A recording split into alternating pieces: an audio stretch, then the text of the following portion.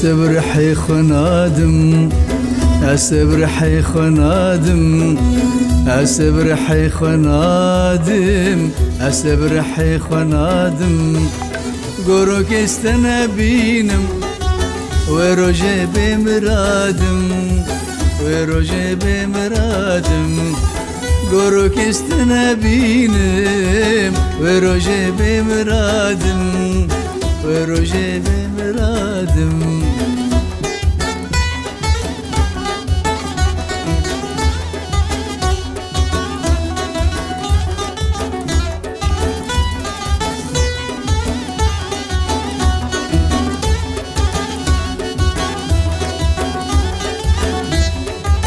جنوكاتك مهانة دل باقيش دبلكنا خدو مرادا مينا أزوي بدنيا نادم جنوكاتك مهانة دل باقيش دبلكنا خدو مرادا مينا أزوي بدنيا نادم الصبر حيخ نادم الصبر حيخ نادم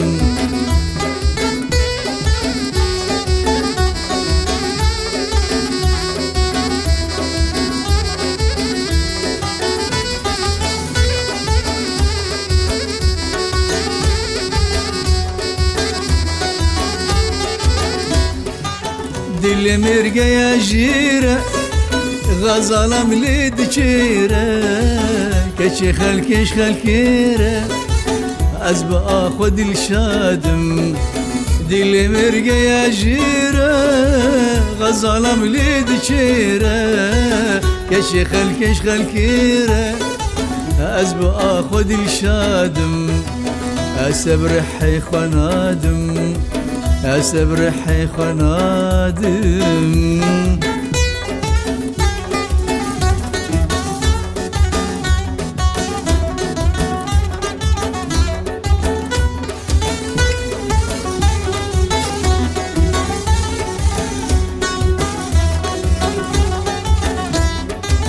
برد اليم نوابو هردم لبيك جابو رجعت من خيابو ايدي قهل وانادم برد اليم نوابو هردم لبيك جابو رجعت من خيابو ايدي قهل وانادم الصبر حيخ نادم الصبر حيخ نادم قروك استنبينم وروجي بمرادم وروجي بمرادم قروك استنبينم وروجي بمرادم وروجي بمرادم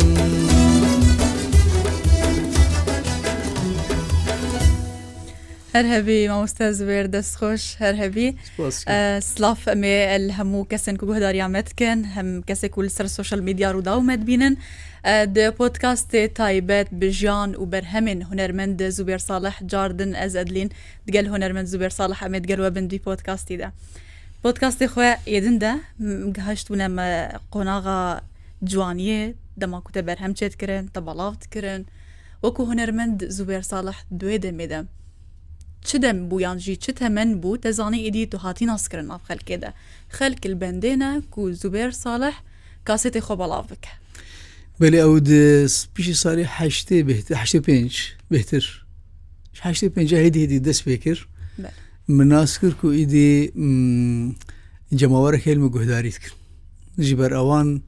ایدی وان دوز ذکر که ای سال تچه حاضر کی سر سالی و چی در که تمنی تچند بو دمی ما مست ای والله نزان مست تمنی مچند بو از جوان انتوش کردن هاکی یعنی جوان نیش باش کرد هر کس تمنی مناسب کی یعنی او تمنی که بیشن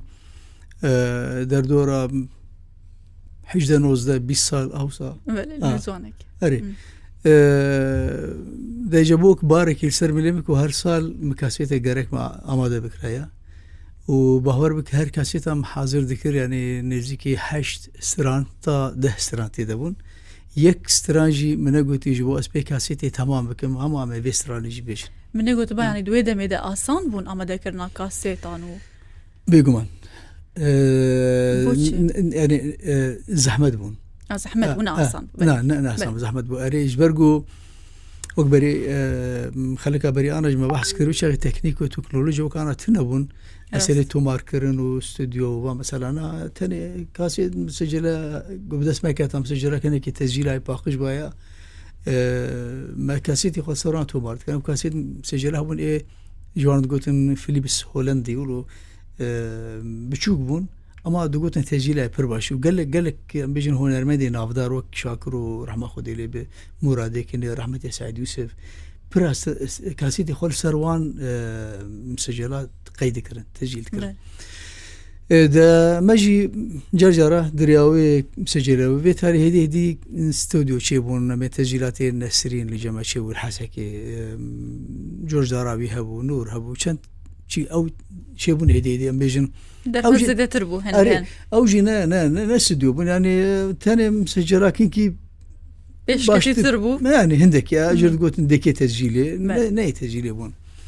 بأوياني ما كاربو هنر أخا بشيء ما بيجان ضابي بيخون هقا أنا كومتيت هل بدقلك عشان جيهون يعني ما نكاري مثلا بيجن جو بوا دا أمور سي أمور زحمة شيء بقولته تمار كربا أنا تكاري تلفزيون تكاري اسطنبول بيجي جمر سولو كي بيشين واشتر بيشين تيجي تخاز بهم وتشتر دابا من بحث كركوت جين جاكي بتوانا بوي بخباور بوي اللي تدوي باوريه دبود ناف براخو نفسه خو دوي دمتشتو دوي باوريه دبوتي روجاكي دنگتوي بكه كردن هر چار پارچيان و دي بيناس كرن و في حجمك وانها هنرمند زوير صالح نخير يعني ختم باورنت كروجاكي ذكر بم سينورا بشكين دنگي مدرباسي باكر بباشور وروجلات واري يعني يرو اسكار بيجم لهر شهر برشي كرساني يعني تنا بيجن سرانا مني لداي قوم قلت سربراي خويا سرانا صباح الخير خانم سرانا لمن بقر سرانا فرمانا سرانا يعني برستراني جو هاتن ايجو بون ترندن بيجن هاتن جهداري كمرتي جهداري كرن سينورش كندا لي مقت اف يعني اف حسنت كر جوروجك زي بم هنرمندكي كردستاني هر شي برشي كردستان من جهداري كن اف بو مخونك بهلبت لي بيجمان مشي قال لك برخدان قال لك برخدان قال لك يعني قال لك شاف مدار باسكرن از تاكو السرانه كي بافرين لسر حسابي دركتنا مبول لسر حسابي قال لك تشتا يعني حوالي مثلا شو سيران قها از دندر دبو بجو سرانه كي شيء بو خوندنا ما مستتش تمام كريا خوندنا تشاب خوندنا بدايه بونا از بر خوندي هنر رياضه هنر بو همو تشيمه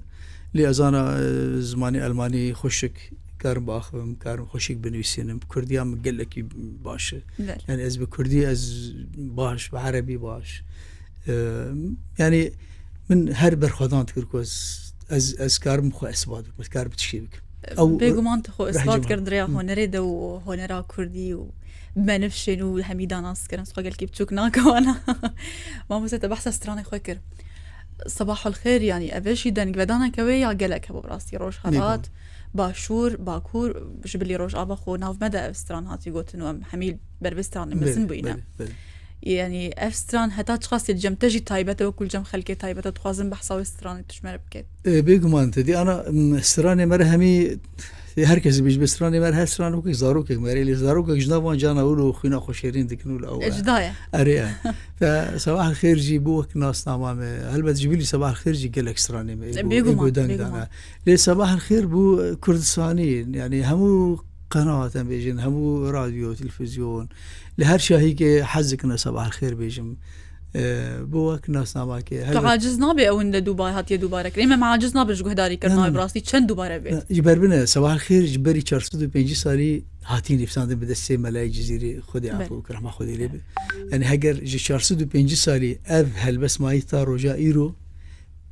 باش بزانه به او كم زياده او 405 سالي دجي هرب صباح الخير جبر استراحه البسك نامره جبوي كي جاز ناجز انا كيف خشت بدوماتي خصن جبرقو ابسران سرانا من اس بي هات من عسكرين بهتر يعني از في تكذبكم از نفس صباح الخير هات من عسكر از جبري صباح الخير جي هبه از همه وجبلي صباح الخير جي بصدا سراني مهنه هاتنا حسكرين وملد جي حسكرين لي صباح الخير بهتر ملد هر شي برشي كرساني اللي قهداري راس زيدي سيسد سترانان تهيا هي برهمان تهيا بلي بله وبيجو من همجات ناس كرنو بريوان ملهمیان گهداری کریه هر یکو تایبتی آخو هی بيجو من د گین جاتیا خودش روش آوای کردستان درکت یانجی چه مرحله ده بو افقوناق بو تچا بو هنرات ده حیات قاسیبان دور لکر او خاص بحثای قوناق بکده ما کوت چوی در وی روش آوا بله او بری از درکبم جی وكماني زمان هر سالي خاصيتك هبو جماوري ما حسكريه ما بربون و يعني ازنل اوروبا شهري موجي لي صار ده هزاره جبر سدمنا از بیچاره مام گرک از درکتاما شبون او سدم برزگری سیاسی هبون ام بیجن نکاربو بسر بسیم سرانی خو بیجن سرانی نتوی بیجن گلکی وقت جيل ما تنكرن زوزود هاتي بان كرن كتب شيء بيجنا تابوت افستران قوتي يعني قالك جار مثلا نوروز عم دشون دمام دهاتن برسو برسبو تشكرون شون كوجبو شو بروفي والكوبون وشتكر كما توات كما سراني نتبي بيج ده جماعه الشعب غير يعني اصلا هرتش بيا واي بنيان قرتن جيته ده هبو هل قرتن جابو لي خصن جابو خبري جارتو هاتي قرتن قالك جار مبرن شبك دوسيا مبرن لي خصن قوتني خراب يعني تهديد برتش مديتن ليه اجا خد انا كتمر بردوام بجن دي وبافتر سوان قالك جارل سر زاروي وان قالك حالتي وهذا وبتشكيد بيشنا وان خو بباريز الخدود اوان دوره وان وصاب بلي دقوتن يعني قالك جاره مالبات ام دقوتن يعني تخو يعني تبري خد دم مترسي يعني خطري او هناك يعني هايش خو هبه سراني تبرا سراني أبين داري بن سراني فلكلور بيجي سراني سر قيزكا بيجي يعني هناك دور بيجنا توي أصلاً جيبوا تشنام ترسيان أريا لي ماني كاري بدخوينا ما دبوا يعني وان شندي أصلاً جيد ذكر لي هرم بردوام بون تارو جاي يعني أصلاً هجر يعني سيري دام برمي يعني كنت نياتي دبج هنري بقاري يانجي تي بيجرتن يانجي تجوي ولاتي دركف تجي دركت ناجولات تهلفجارت از دركتم هنر خبر دوام كرو لاوروبا جي از نسكن ما 24 سال از هر بردوام ومقالك تشي باشي لاوروبا كرن يعني از اما بين بحثاوي بكن اللي ما مست بلكي القلق جهدن جيتا قوت بيت يعني ام هموم تبيني كريات دن جيتا غمجينيه كبرت ده هي سدم اويش دستانا كسي نزيكين يانجي سدم كدن هي كوزوبير صالح بحثناك جدس بيكا جيانا خبا بدن يكي دبيجه هرتم رنجي غمجينيه ديارتي ده اگر سترانين كيف خوشيه جيبن هرتم رنجيتا دياري وغمجينيه كوتي ده او تراسي برسات قالكي دجي خداي يعني زاند صالح حشتي وحشتاد براكي من بدسكي غدري هات كشتن دكا تشلدو هبو تشتنبو تشروك دو دريجه بيشتي شوناوي از بد صالح جي مستربم جانا ما هات وهرتن جي او زبير صالح ايغو تم دناف كيف وشاهي ودعوتها دستراني خد قوتن وهر كاس بيكي بخش بون از بخش بيقولوا برحكي جرم مدس بيكربو بيشتي شونا برايمه او رنگ سرانه ما ها وكرش هاد غارت سرانا كيف يجي دبيجم خمگين درد كيف او سرانا قوم سروي جي قوت او يجي سينورش كناتن لهر چار پرچه كرساني هاد بلاف کرد سرانا ليداي سرانا قال كي خمگين چمرو بكم يك جمال باتا وان شبو او سرانا تاني لي گهداريت كن بردگريان قال لك مير اللي برگريان جرجراز پوشماد بمدم شما ما سرانا قوت مخمگيني خزدي لي ملده اللي جار بيجي يعني جار مثلا قريجي باش انسان وقت يقول كيف حالتك الدقري هناك نفسها بيننا ف يعني او مثلا معني سر ستراني ما بير ايجو كاتن بيسيد يعني هاتن قداري كن ملت شحسكر راست اما سترانه كي قداري بكونوا هرن جاردن بردوام بنقطو بيجا خدا تمام اما شتا حاضر كريم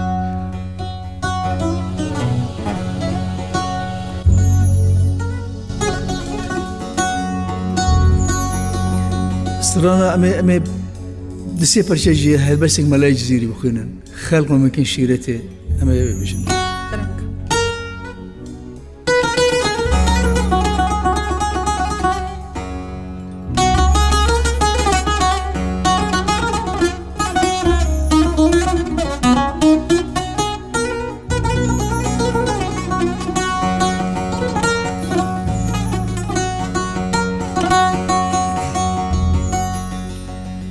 خلقنا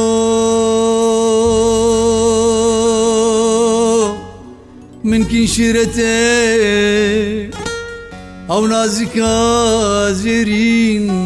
كمال خلقنا من كن شيرته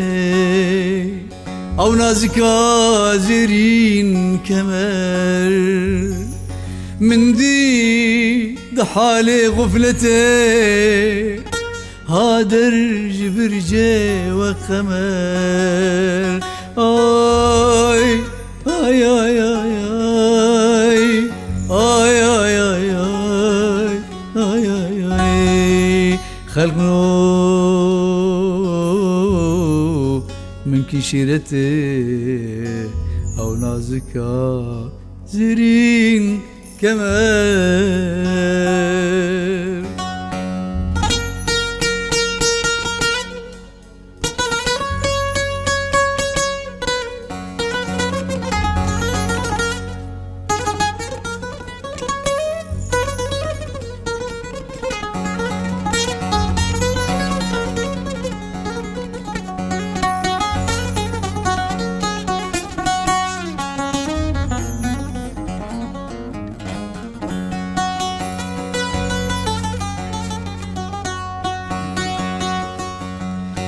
آدر جبرجو پنجران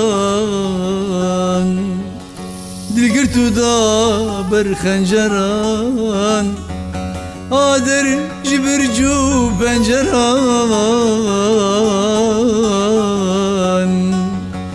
دلگرتو دا بر خنجران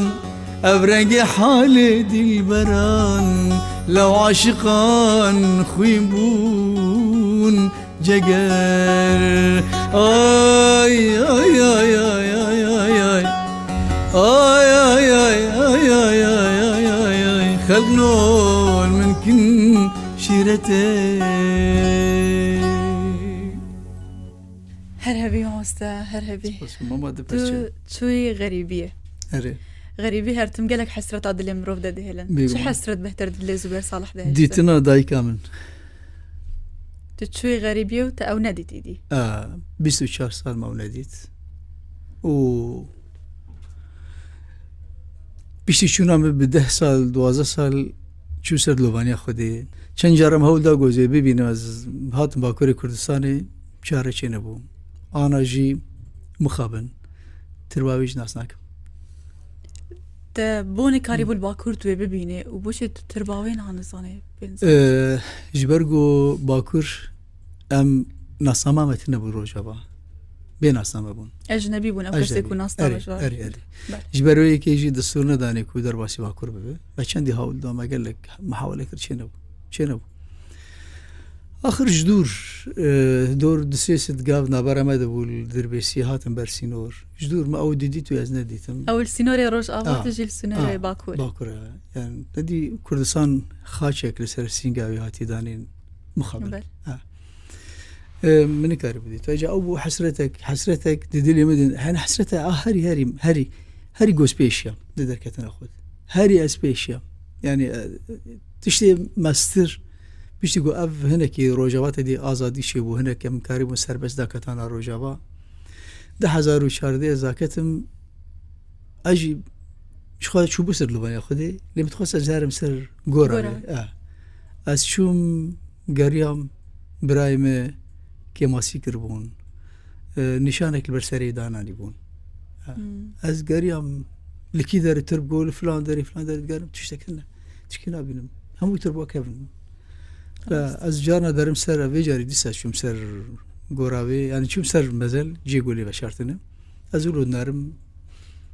تزاني الفلان جي اللي تنزاني كي جان غورا تخازم البيه ازان نقول بيه بي دوري بس كي جان تربه انا زانم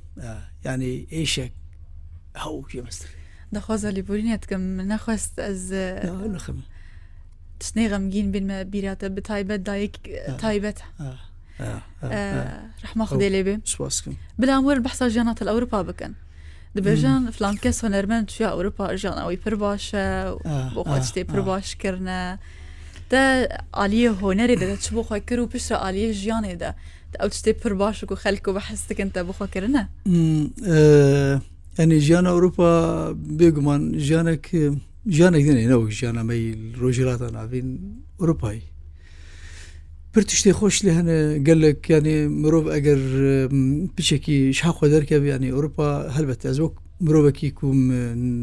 هم ولاتي ألمان معنا أسكارم للدنيا هم يبقارم بسينور سينور نماي لي أشندي جاريا من الدنيا وك هميزة داي كاميرا وك ولاتي مرة دماز درباسي تيم كردستاني درباسي روجافا دبم أو أزنه حزكم جو أز لسر عرديم بزن شام شيرينه والله جي شيرين ترى والله شيرين ترى بكم لي تشتي بيجن كاريبون بيج اسكاري بيج مثلا اوروبا باسك بوم شكر اسكاري بوم بفريام مثلا روجافاد ناس ما مثلا بس مروبك اجنبي مو اس حتى بشام شامي قالك اسقي مديت جي حسكي حتى اني شامي اسقي هبون بشام اوتيلك قالك بشام اكيد بيجن الشعب الفنادق كوز دستوري بيقرن دروجه اوتيلك راكب نكاري اسقي هبون انا ايرو أذكر مثلا البيت جهولي ربلي تخبر مثلا دبي از هرم أمريكا هرم استراليا هرم دنيا كشي كارم راس بهنرات هيش قصي درفت باشتر بوبوتا وكهنر من دوكو زوبر صالح حوجته هنر خدت تشالو ارتبر دامي دايده ما بر هنر من دماغو كوش برد بن هنر هناك إهمال دكن از بهتر بهنر فاتم قريدان مهر تم أم بيجن سودك مني بشوك هي جروجاز شو يعني شن مال مجهر تجي لي هر دبي أوداك مهبك واز تاني لي موسيقى خوا بيش بخينم كارم كارم سراني كي بافرينا ودشونا مدة مفرتش يعني أم بيجن دبر هم تشكرن يعني دبر هم يبال كيش من هردي ملاي جزيري بيجمان سباسيار وداوش كم كوان سبونسريا ويكرن وان خدام بر پره چکرن آسیدیا او جکتن ارشیفی ملتی پرسپاش بگمانه و جیش نازیه برو داوجی اگر بکار به خدمت هنرمندی و کوب که قدر بها قال لك از سپاسیان دکم يعني هجرنا او بانا من کاری بو هر برهمجی با افرادانا يعني مثلا او دو برهمج بلی واجی چند برهمه دیجی میچکرن سراني خوش مشكرن سراني سر غريبية مشكرن مثلا سرانك دو مسر دايكا خو سر دوربونا جوالات مشكرن از به ایشا ملتی خورم مثلا کاریسات چه دبن امسر کاریسات آدسرین سرکفتین چه امسر سرکفتن آد بیجن وكو جيان هنرمند كاريل أوروبا تاني اعتماد أوي لسر جياناوي سر كاريوي هنري بيت يعني بتشو آوائي نخير قد يعني أم هنرمند كارن جدو ويسازيان جدو دنگي خوش دو موسيقى جيان بكن چند حوالی هنرمندن بیشن او شانس جوار چه بو کاری بون خوبیش بخینن یعنی نه خوبیش بخینن دری جوار ببون کاری بون مثلا پراج دو هنری قزنج بکلی از چه هنرمندن کارن پرا به هنر خو قزنج بکن تنی اعتماد دوا لسروي بيت از نبانا بيجم نبانا بيجم بس ما بس تعمل بتشو قوايا يعني كاريبون مثلا كاريبون جدو هنري مثلا نوروزا مثلا قال لك شاهي الفيدل ولات شد قال لك تشان ناخذ مرشي بيجم يعني هناك ريجوار ببون كاريبون هر تشي بكن انا مروبك يوكمه از راسيد بيجم فكري بيجم تشكي مني بشارتي تنا باور بكن انا لاوروبا تشكي متنا يعني خانيكي ايمن تعبت ايمتنا اب 24 سال از د خانیه ایگو دولت وکر پنا برکی استیدم او کری خانی دیدن او مصرف آمد دیدن لی من تشتک نل کردستان و نل روجاوا نل باشور نل باکور نل اروپا بهستک تش عرض امتنیل ده غریبی داد بجن گلک جاران مروف نچارد به کار نابکه نکاری بین او نا او راست بكو برفد شي تجي بك هاتي راستي بك هاتي نشار بوي بلي از مقله كار كرن بدري از يك تذكاري بحس بك از كارم بجم يك جو مثلا از دكنتاكي شغلين فتراك از كنتاكي شغلين جي خارني است شغلين دمك از الفيرماكي شغلين جي وك جمد بجن امازون جي قلت شات شي مثلا يعني دخوازن ام جوار باكي دكن شي جوار أنا جدمات هالي ماستر شكري ماستر أبور جوانا أنا ماستر ميبور قال لي جوانا بايا بور هل بزانا بون مشكري بخندن خندن بلي أنا يعني جما في منو جوز ضد كان للسوق كده مثلا أزباكم إيبور مثلا أجر تنبأ أو ما اشتريت تنبأ تنكار تنكار ما في تنين تباكي نعم أو جم أنا درخسي أزهود دمجو أزم كاربنا كم زيادة هما أم دبارة خبيك دست تساق بموسط بيجو مان جيش أنا زيادة ماكو تحول بدي تكاربكي خو مالبات زارو كان بريفة بي چند زارو كتن حال جمت مانا جيانا تنها بتشو أوي جيانا مالباتي جيانا مالباتي هنكي شابج تبل هب يعني أو شيرو بكرناوي دريج ذكي ناخوازم تبسينا أري يعني زارو كي مسكارم كرتاسي بيجم كشكك مي كوافير كشكك مزوجي دزارو كي بيهنا تبوي بابير بلي كشكك مدزارو كي خوشة وجنج ببابير بها بلي بجمرنا بجن تينا بجن كالو بدني ولا تعجز بيجن بابا جمر بيجن بابا باش بيجن از باباي مزين ماري او باباي بشو كزي مزين أري تدي الماجد بيجن بجروس فتا يعني بيجن بابي مزين نا بيجن كالو تقولني ولا تنيا بس خو بختار دبينم خورته كي ميجي 24 ساله اوجي دخوينه زاروخني من كم جي هنا سي خورتيم لجي مع وقينا خدان بيوسيت اري اوجي هنا او مزن سي خورت خدي هميان بوتبيله ما مستا ام شادي غداري بكم دنجته شاما ذكريه شاما ذكريه حسن ما شاما ذكري تجبر بيش امي ابي ريفان هاتم بيري بيش بيش تمام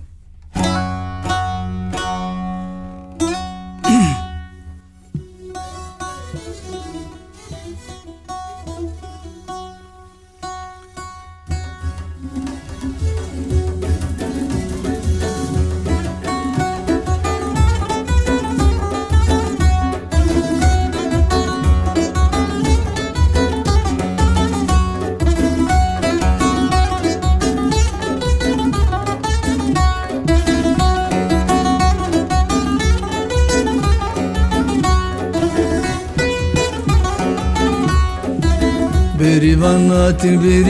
بریوانم نخویای ازی بمرم جدرده و جربیجین شمانای بریوان هاتن بریوانم نخویای ازی بمرم جدرده و جربیجین شمانای جربیجین بوشینای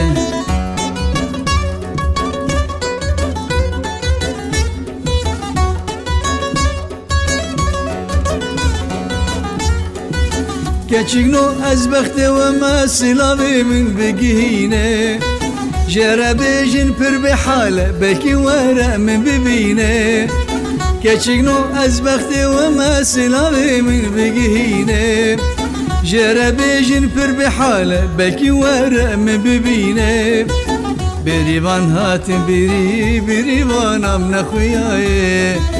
ازي بمرم جدرده جربيجن شماناي جربيجن بوشناي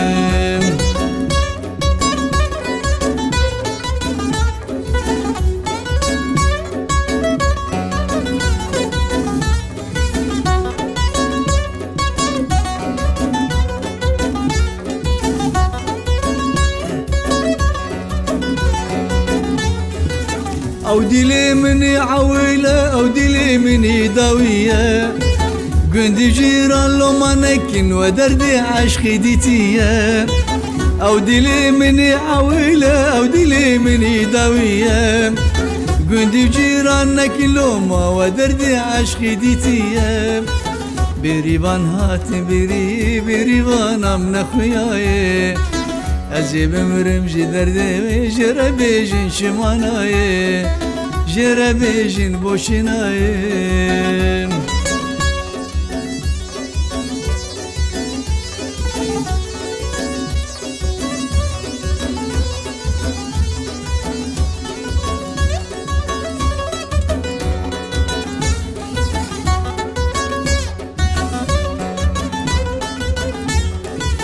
جربيجن هقناي برانا مكي بشينا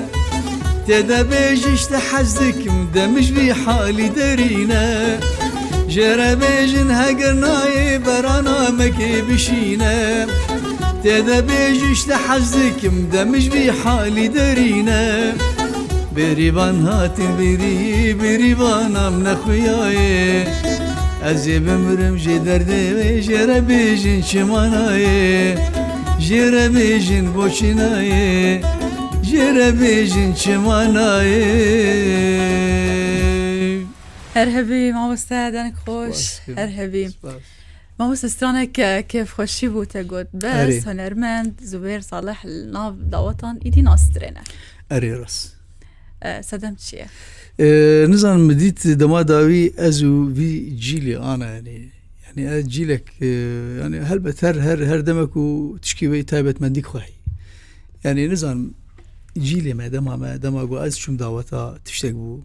ايرو تشكي دينه نگو از ذكر انا كرماجي لي 5 كارم وك هر كسي وبالعكس بر ايجو انا دركتن دعوتي ديفيجن رنجي مد بيجي وك مد بيجي وك نمر عبد القادر سليمان ديفيجن وك رحمتي سعيد قاباري ديفيجن وك يعني او بريوان شاغرتي من اسكارم جوان باشتر بيش لي دم نما دمامي يعني هست كي باندورا دعوتها السر هنرمندك وكوتا السر هنراوي والسر برهمي ويدي هبت هلبت جبر بيكي اصلا يعني هنرا دعوتها راني جواز ما كيمتكم رزو حرمتها مجمونا هر كسي جو دعوتها بيجي مش قالك مش بصالي دريش ما قالك بلكي 20 سنه دعوت لي خصنا ودس خوشي لوانتكم لي هناكي ام بيجن مسألة دعوتها يجي قيمتي هنرمند كدي آسكي إيدي نمكر يعني مثلا رحمتي سعيد سويج دعوت لي خصن حتى تبي بس ورحمتي محمد شيخ مني بهفر ما دعوت لي خصي وقالك هنرمند يقول أزو ما مسبرة درم بدور ما دعوت لي خصي أزو ملتي ما كردجي حزوان قالك بو رقص بو ديلان بو استراني دعوتان نتشتكي شاشة أجر هنرمند لدي راس زانم نامت تشي تتخوازيت بجينه نتشتكي شاشة اللي توكو زبير صالح دو حزدك دعوتاتو لين أخيلي أريا نظام دما داي مديت يعني از استراني جواندا إيدي نما بمتكت جبر مقراني دا سر استراني جهداري كرني استراني وقو عربي سماعي استراني حس كرني ده بحثا هنرمندين جوان قالك هنرمند هنها بوان جه خوشی استرانه که هنرمند و ماموستا زبير صالح بيجن يعني جيا ماموستا هنرمند هر ناوكي دن بأمناهي لأن كسن وكو خزمتا هنري كرنا كبر همي وان هنا وكابن خوش من جهة خو قرتنا تتشاود بينه دستور ورقرتن هيات خاصي جرنجا برساته جرنجا برسك يعني براسي أو بس روجانة أبغى تمر درواس يعني جبوش مثلا تسرانك حزك يا زبير صالح يا سعيد يوسف يا عيدني بيجن تحسكر تكارب بدستور تاني تليفونك يبدأ بيجي مثلا سخازي بسراني بيجو دستوري بقري باش تدستور جينا قري أجت البرنامج يقول وباش مثلا بيجن بروك ميفاني تي سرانك موجود ويخش بيقول بيج مثلا أفسران يا زبير صالح جبر أفسران نبسانياتي أم بماها نملوس سيرفيس راني روشين تاكو مصراني تمام تورب تحاضر بيجو تنبيج مس افسران اكي نخشتي بله تحقي هنرمند بده ما في ويجين اخوت وبخو بيجا بلا يخو بشي وازي خو هلبت الاسم دي بيجي مثلا انا فايد دي بروتوكي دي سدو بنجي سترانتي دن ابهم بو ميراثي في جوانا كسي انا بخوازن جوي بروتوكي شد بيجن سيرفيس نازان كارب بيجي ثاني وقت يقول دو برنامج كدر كبيانجي بكن كليب يانجي او بكن مثلا بيجي بأفسران يا زبير صالح جبر ايش ما بيقول نيت بيجم بر برنامج ما ديت مثلا سراني ما قلتنا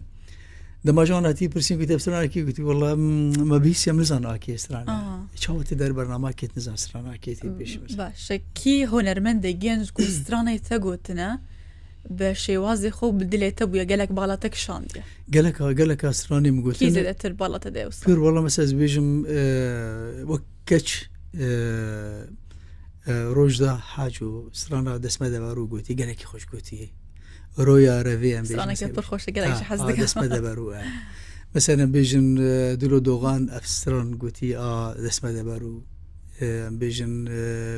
همي خوش قوتن يعني برغم مثلا نافا بيجم نزيكي 25 حتى سي كسي افسران قوتن لي بريوانجي برنجي خو قوتن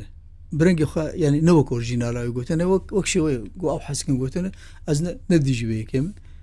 خوش گوتنه کی هنرمند گنج کوتان هات بجه استرانه تنگوت نانج استرانه کاتیات تایبت هات و حزد که بدنگی بپیسه البته تجربه من استران دات بيجه بخوا تو آزادی تبيش والله استران يعني استران من ايجو بلكي بدنجي ما امبيجن جاجا مثلا اي خدي استران كيشد كيلي او استران بدنجي جيني خوش مثلا استران جيني كي بغوتاي خوش بغوتاي اذا جاز ازقار من اباب جبر جاجا شي مثلا استران خو ما عرت كري سر هنرمند جن مغوتي تبي بيجي ولو دو ديليبو تناسكر ادو دريت مالي خو ارزاندك يعني بل ليه قال لك اسراني مغازان كان بريد مثلا بدهان هوا بيجي من ابي ايجو نافدار مثلا شهريبانا كردستان رابا دلبري قوتي مراد بداش سرانا مني جانت نازورين دي قوتي سرانا بقرلو هوزان جاني قوتي و برنز نواني مثلا ما هو وقت ما قالك كما براستي هرب داوي ويليه ادخوازم بقشتي ام بزان انها جيانات وهنرات وكو هنرمند وما زبير صالح بتشو اوايات وتشاو بردوام دك وهيات شخصي بردوامك وهنرمند زوزو برهمان بلاوك كو دقل كسن كو جي حزدك دقل حسكريا خبه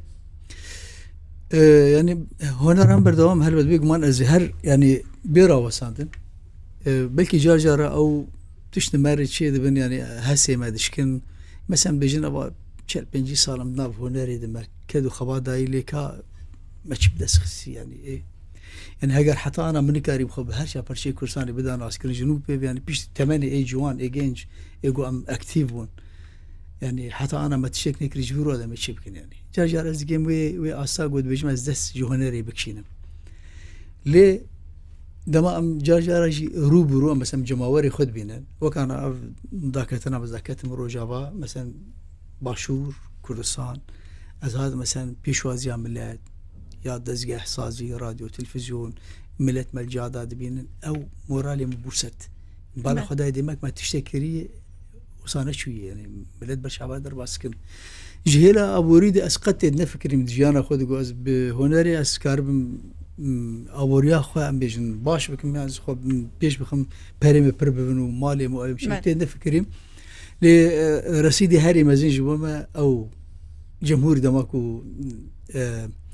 حسكرنا خود دين ديار كرن دشابي وان دخيات كن قال لك تشتي خوش دبي هاتنا من درباس يعني بفكر خوشك هات سر صحنه جمع جو من شبا للقدر من دعاء كريك واستبب ان رسمك قالت بكشينا يعني يجبي مستر شوي مثلا سوق قامشتم بالشام بدها كجن هاتن اماش كرنا محميس كرنا خوشك ما داي كمان ابجد بي خاندانك بهنرمند كو هر بردوام اف تشتي قود هلم بردوام ده هلقو ام دمك ما تشتكري باندورا ماجي سر جواكا مبوي اگر ام دس جيبك شينن از حزكم امي گنهكار من جوار اب خودي تعالى دنگك دايمه امكاني دايم كوسترانك يبا افريم شي بكم هرهبي ما مستا از قالك كيف خوش بوم از بيتر روبرو ما هودوديت سپاسكم بودكاستك دو بودكاستي خوش ما بهفرا ما قداندن ما بيشكش كرم هيبتكم دلي همو كسبك وهم ما جهداريت كان هم مدبين دريا سوشيال ميديا ايرا سپاسيات جيتكم زانم داوي ستران تشي دياري مبكه قلت نكتجي هبي كرمك بله قلتنا منجي جبو في برنامج از قالكي خو بختورد بينكو يرو ما تقالها في برنامج ما بيشكش هبي دارم قبدي جماوري مجيب اگر قلتنا شاشي ما درواس ببرا ببورينن ام خدمتها قالي خدنا ام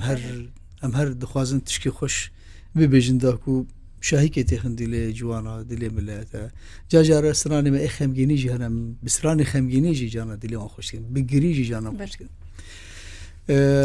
خوش بسپاش بورو دا جبوتا جبو همو كارمدي و جبونا كوي روجي قالك اصلا گيكشان اف دي برنامج مر تشي دكن اف جي جبو مجي شانازي بومج هي سربلنديه وتشافي من البرتقالتين ظالم دي بقي من داويه انا بله از برتقال كي بدم تدياري جي ادي اول باش بوت اني برتقال تشافي من ليب والله من قلت هسه بجم تزيب لسه من خناقه تمام نان بيك بتايبت بوت اني يلا سباس دكم كرم سباس اما ما بحث اسرنا دسمه دبرو كره تبشي ام بيجن دسمه دبرو گلک باشه از خاطر خوب بخوازم تمام. تجستران خوبش تمام. آوای خوی هنری خاطر خوب بخوازم چه دوی جاری من و هر شد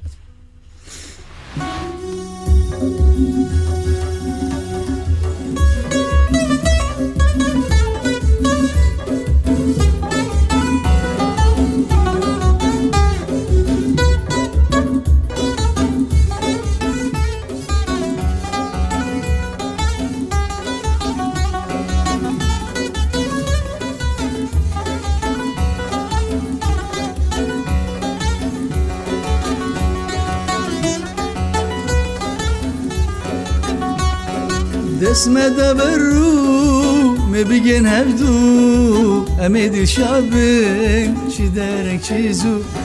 دسمه دبرو مبيجن هبدو أمد الشعبين شدارك شيزو هسرانا باري كسرانا كشين أمجي هبرنا أزو تهردو هسرانا بارين كسرانا كشين أمجي هبرنا أزو تهردو أمجي هبرنا أزو تهردو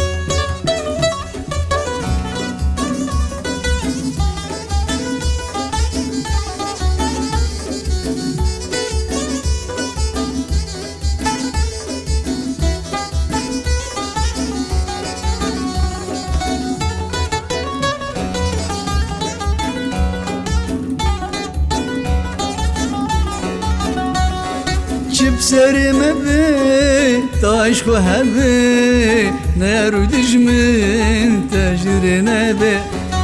بسرمه به تاش خو هبه نرو دجمن تجرنه به شابنا چه سرهف نبروج و نبشب تامرا دمه گو بجینه به شابنا چه سرهف نبروج و نبشب تامرا دمه گو بجینه به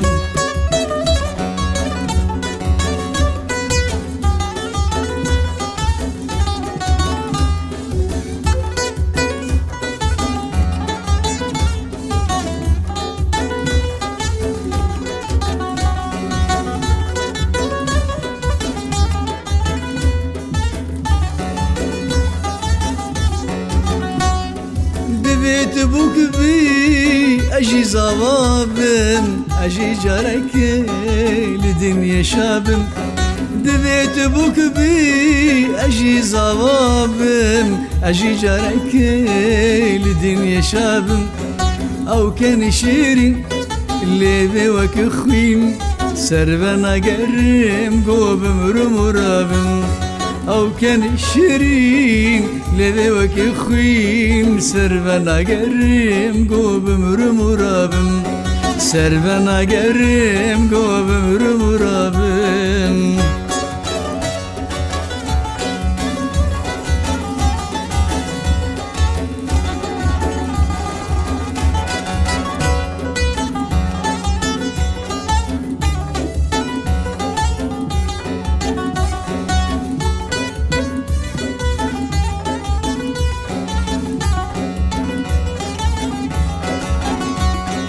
هر دم و هر قاب دشين مسلاف حليا ماز بومطاكي خاف هر دم و هر قاب دشين مسلاف حليا ماز بومطاكي خاف تاج منينا بوما وقدينا جسر وقري هود بينا شاف تاج منينا بوما وقدينا جسر وقري هود بينا شاف جسر وقري هود بينا شاف جسر وقري هود بينا شاف